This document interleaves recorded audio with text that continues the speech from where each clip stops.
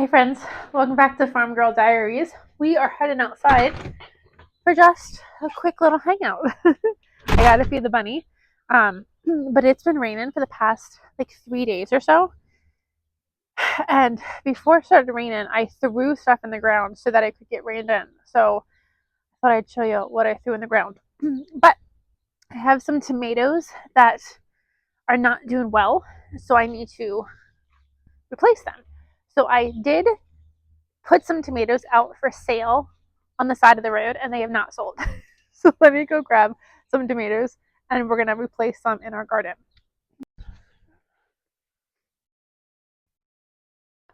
I want red and salt and I want the I have so many extra tomatoes. I thought I would pack them up because who wants to go to the nursery when you could just walk down the street and get a tomato plant from your neighbor for cheap? Apparently nobody.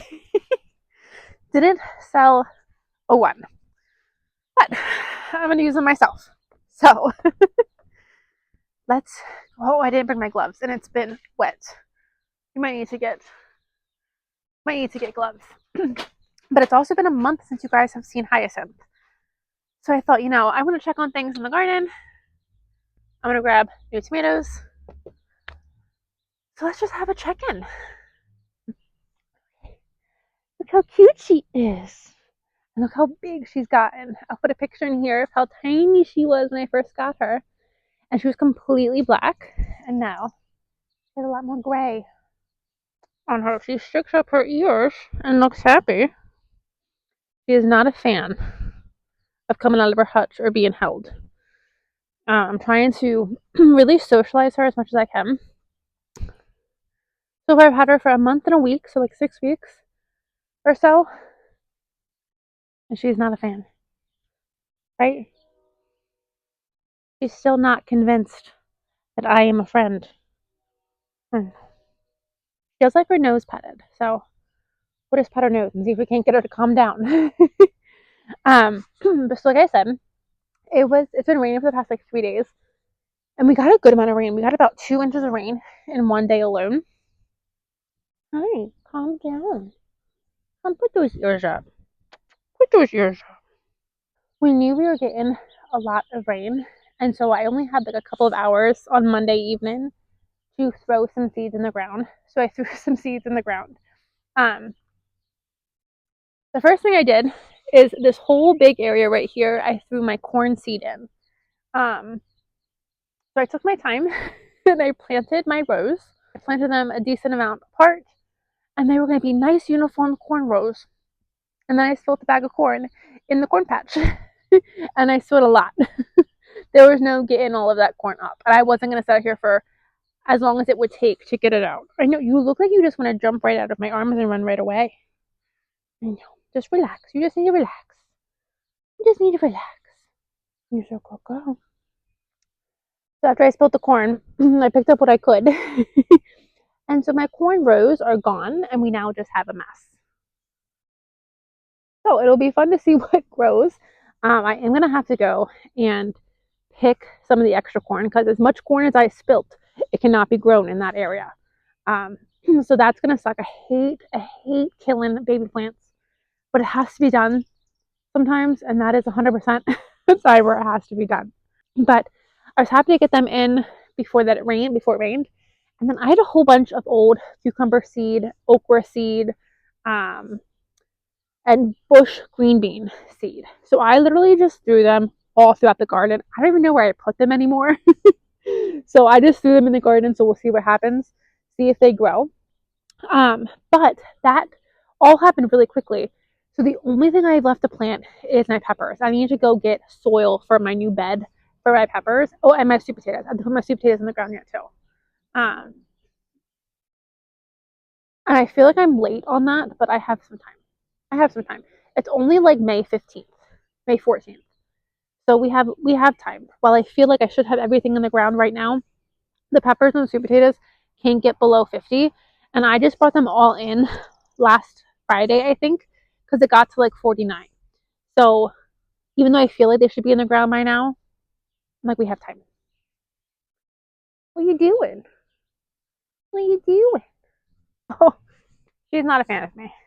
I'm working on it. I feel like consistency is key. Not going well for me so far. But so let's go back to the garden. um, I got these two blueberry plants, one there and one right there. I got these blueberry plants 2 weeks ago, and it has rained probably 50% of the time since I put them in the ground. So they have been loving the rain. So that's the one thing with the rain. It's so annoying for me as a gardener because I want to be out here doing stuff.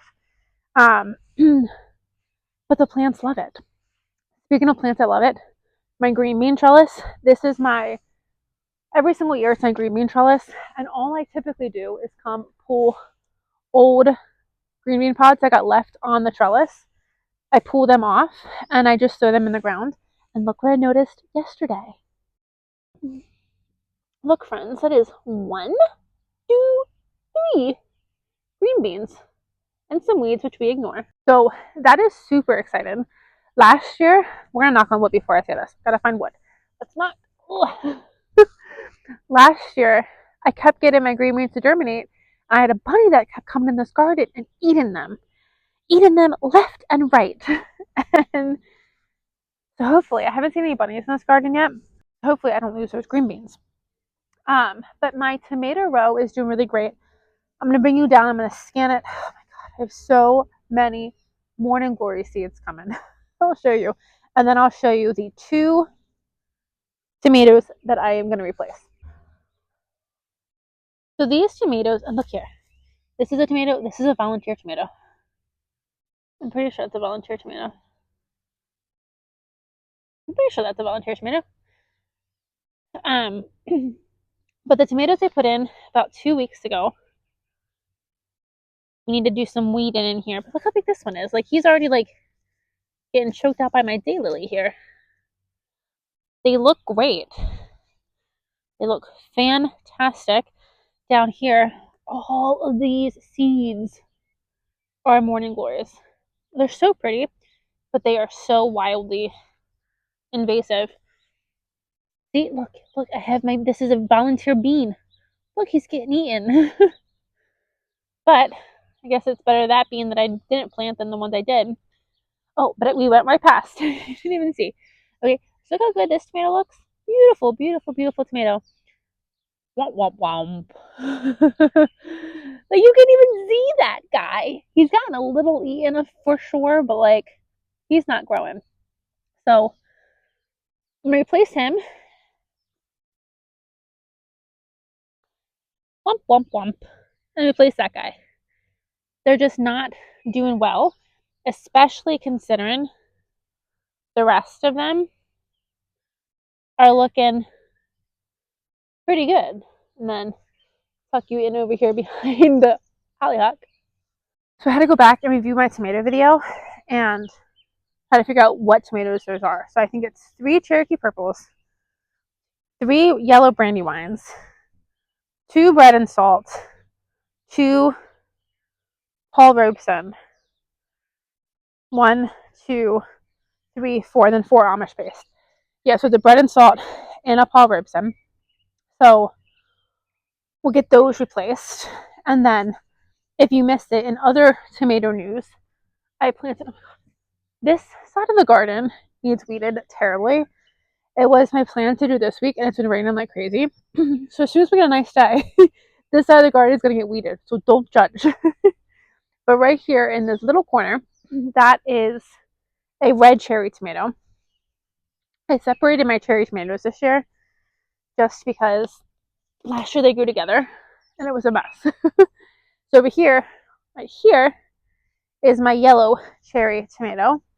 And then I'm really excited. This year I got an Abe Lincoln tomato that I threw in with my black hollyhock here. So those are my tomatoes. We have a lot of tomatoes, but I'm really excited about it. So I'm excited to be in tomatoes again. Other things that I wanted to bring you guys along for that I didn't get a chance to bring you guys along for, I just kind of threw them in the ground before the rain came, is, well, those zucchinis. You guys were with me when I did the zucchinis. I got cantaloupe and watermelon for the first time ever. I've never grown them before because I don't really like them. But we are on a mission to make ourselves like things that we don't typically like. So I planted them, and I'm like, if I plant them, maybe I'll eat them. Because, like, in my mind, a nice warm watermelon straight from the garden. Oh, she's breaking it. A nice warm watermelon straight from the garden on a beautiful summer day for like a nice snack sounds delightful.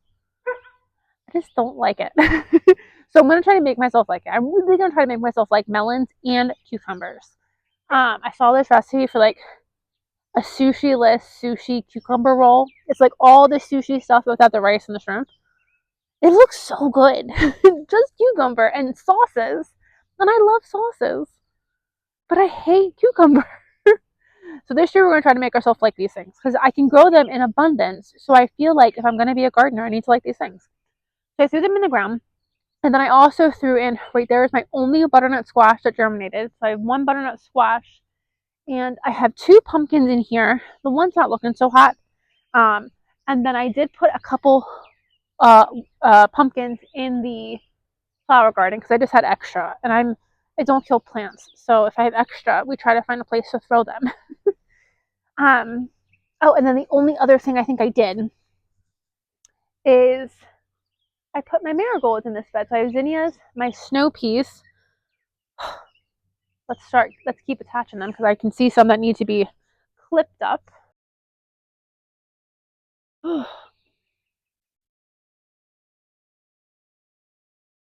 excited to have snow peas soon. My snap peas are starting to grow. I'll take you over and show you them.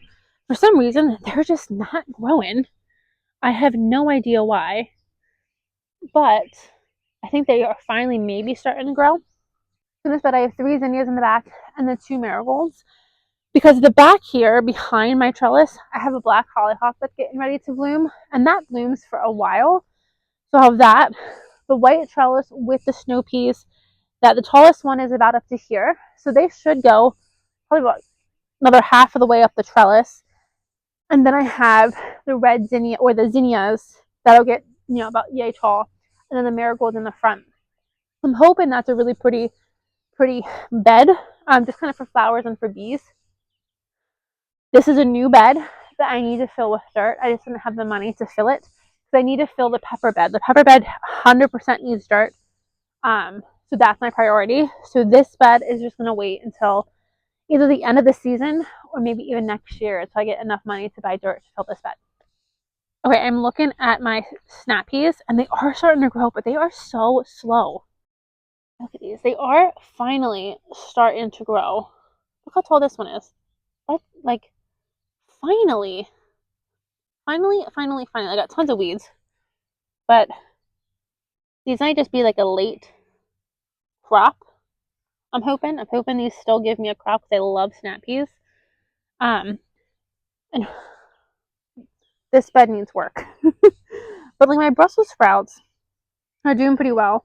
That one's getting a little eaten, but the ones in front are doing really well. You can see like this one in the back getting eaten. But that one's doing okay. There's something called a trap crop, and I'm kind of thinking there's a couple of Brussels sprouts that look a little bad that are getting pretty eaten. I kind of think they're trap crops. So a trap crop is a crop that brings all the bugs to that plant. You sacrifice that plant, and the rest of your plants survive. So typically, it's a different variety of plants. Like I think bok choy is a really good trap plant. Aphids go to the bok choy, while they leave the rest of like your brassicas alone. So maybe those 1 or 2 Brussels sprouts are just going to be a trap crop, and I sacrifice them so they leave the rest of my Brussels sprouts alone. Okay, we're over in the flower farm. I wanted to bring you over. So we planted these 2 beds. Poppies there, looking good. Gomphrena and strawflower. And then over here, we have snapdragons that some of them, a couple of them had issues. It looks like transplanting. And then 2 Lisianthus down here, and then I had some open space. I had two more zinnias. So I threw some zinnias in here. I still have a lot of open space. I put 4 poppies in here.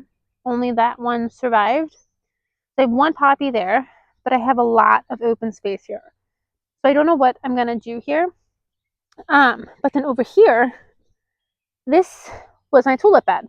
And so my plan for my tulip bed was to this weekend pull out the tulips, cut the tulips, leave the bulbs in the ground, cut the tulips, and replant with sunflowers. I have sunflowers started, they're ready to go in this ground. This bed, both of these beds could honestly also use some more dirt. And I don't think that's going to be possible, at least right now. There's enough dirt in them that they will 1000% grow whatever I want to put in them. But it does look nice when you have like more dirt, dirt that comes kind of the whole way up the bed. It just costs money that I don't have, so that's okay. But in regards to these tulips, what started happening is I have a squirrel who is digging in my bed and eating my bulbs. So I came out here during the storm and found a whole bunch of my tulips like on the bed or on the ground. So my plan was to overwinter these guys in here again. That's a tulip that has no more bulb. My plan was just leave the tulips in here, let them ride out all summer, and then I'd have tulips again in the fall. Well, what I did is I came out and I started, I have a weed here, let's pull this weed. What I did is I came out and I instantly started shoving the, what I did is I came out and instantly started shoving the tulips back in the ground. And I was just like, if I saw a tulip, I just shoved. But what I realized was happening was, what I really liked about this tulip bed this year, I'll put a picture in here, what I really liked about it is it was a uniform row of tulips. So with bulbs getting eaten and me just shoving tulips back in willy-nilly, that wasn't going to happen again. So what I decided is I'm going to take all the tulips out and I'm going to try to over summer them, I guess, myself, and put them back in the fall. So I'm thinking I might like have them live in my outdoor fridge. I'm going to do some research, and I think you can do, I know you put them in there for a brief amount of time to kind of like trick them into thinking it's winter.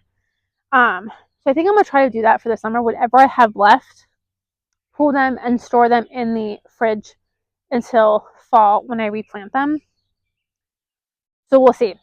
But that means that I probably need to buy new tulips for this bed, for these 2 beds. Well, I plan to reuse the tulips in these beds. But then for these 2 beds, I'm also going to be buying tulips, at least 1 bed of tulips and maybe even 1 bed of hyacinths. I really love the smell of hyacinths and I don't have that many. So I'm thinking that might be fun to have like 1 bed of hyacinths and 1 bed of tulips. But regardless, that was a fun little surprise that I didn't think was happening. So that sucks for me. So as soon as we get a nice day, I'm going to be out here and getting those whatever remaining tulip bulbs I have out of the ground. And yeah. So one last thing I wanted to show you just on a random walkabout. Oh, there's one more thing I want to look at. So let's go look at it first and then I'll show you the last thing. The last thing isn't exciting. But yeah, there's just so much to do. And I'm 100% like, look at this.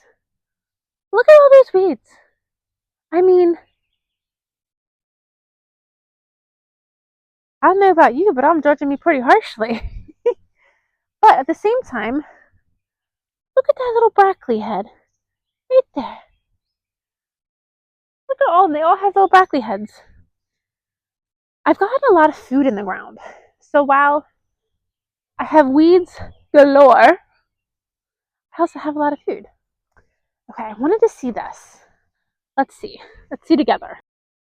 Okay, down on this arch. Oh, good. I planted a wisteria cut-in that I took from my mom and rooted. Oh, good. Look, it has a whole bunch of new growth.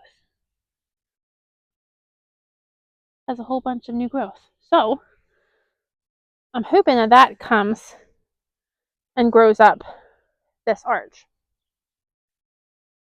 I think that is going to be absolutely stunning on this arch and give the garden a really pretty focal point.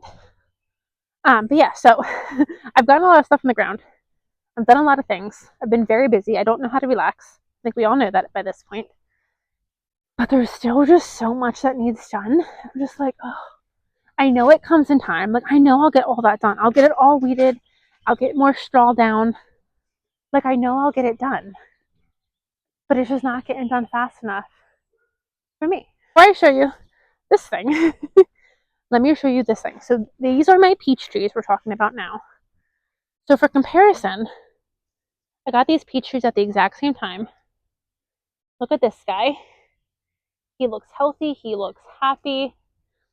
He looks great. But he's like hip high. Then there's this one. He is not hip high. He is huge. For reasons I don't know, this peach tree has taken off way more than my other two peach trees. I think this peach tree is, look how big this is. I mean, I put this in the ground 2 years ago and he's huge and beautiful and I love him. But he definitely has some problems that we are going to address this year. Fingers crossed I don't lose this guy. So first things first, I definitely think the fact that he is growing as quick as he is, while fun, I don't think is a good sign. I don't really know why I think that, but it's almost like he's probably not putting any of his effort into growing roots. He's just growing out, and I probably should trim him. But look at him. And there are fruit on him. So I'll bring you down. I got three, oh my God, right here. I got 3 little fruits right here. Let me show you. Right there, 3 little fruits. Oh, there's 4. Oh, one weird thing that this tree did this year is only half of it flowered. The other half of it didn't flower. I don't know why. I have no idea. But the side that flowered has a good amount of fruit on it. I think I've counted like at least 6 fruits, and they're still putting them on. Like I think a week ago I counted maybe 6. They're getting hard to find in the leaves now. But I'm excited that they're giving me anything. I don't know why only half of him flowered and only half of him is bearing fruit. So we'll see how much we get off of this. But we have a problem. So I have some sort of disease on this tree that is causing, isn't that gross? It's like almost like a blistered leaf. It's causing my leaves to like blister. Oh, I don't want to drop them. I'm dropping them. And do gross things. Hey, look at that. So I Googled this, and Google said that this was a disease. I forget what it's called, but it was caused by like a wet spring. Common when there's a wet spring. And aside from the last couple of days of rain, and this showed up about 2 weeks ago, I don't think it was a particularly wet rain or wet spring. But this is the only tree that's doing it. And the other peach tree and the apples are not doing it. So I come out multiple times a week and kind of look this tree over. And if I find any of these like distorted leaves, I'm picking them off and throwing them away. And I'm getting smaller and smaller amounts. Like what I just showed you is all I picked off today. And so I'm getting smaller and smaller amounts, which is, I think, good. I think maybe that means maybe I'm winning this battle. My research said that this disease can, like here's one that doesn't look right. I'm going to cut you off. That just looks not healthy, so I'm just taking that off. It said that this disease can pretty much wipe out a tree. It doesn't have to kill it necessarily, but it can really hurt it, really damage it. So I'm trying to really stay on it. But things I didn't know. So this fall, I'm going to treat all of my trees with some like copper thing. I don't know what it's called. I have a picture of it. I know what I need to spray. I'm like, can I spray the trees now? You cannot. The opportunity to spray my trees has passed. So I'm just going to try to like look after this one as much as I can, baby this one as much as I can, because this is my prettiest one. It may not be pretty because it's doing the right things, even though I can count a whole bunch of peaches on it. But I'm going to do everything in my power to keep this tree going. So in the fall, spray your fruit trees because you don't want this disease, because I could potentially lose this really gorgeous tree. The tree I did lose is my fig tree. I had this would have been its 3rd year for my fig tree, and I put it in the ground in the fall, and it died. It did not survive. So I need to get another fig tree. I ordered my peach trees from Etsy, and I'm gonna do that again. I think for my fig tree, I did it for my peach trees and my 2 apple trees. I'll take you down and show you my apple trees in case anyone's curious. Oh no, I guess the one apple tree I did get from Tractor Supply, because I think one of mine died. But I'll do that for my fig tree too, because the fig tree you get from the Tractor Supply where I got this last one, it's like 10 inches tall. It's nothing. So I would hopefully get a bigger fig tree from Etsy, and then hopefully have trees faster, or figs faster. Okay, so here is one of my apple trees. This is also 2 years old, so definitely not growing as fast as that peach tree, but he's about hip high. He's about the same size as my peach tree up there. And then if we go down to the end of this garden bed, this apple tree I planted last year, and last year he didn't do anything. He was just set in his roots. But this year, he's doing marvelous things. So I have this cage around him because he was so small, but he has really taken off this spring. So much thistle. Got to come cut all of this. Yeah, so he has caught up with that other one perfectly. So that's really great. If you're judging me for all of my thistle, I'm judging me too. I just need to be able to do this full time. And if I could do this full time, there would be no weeds.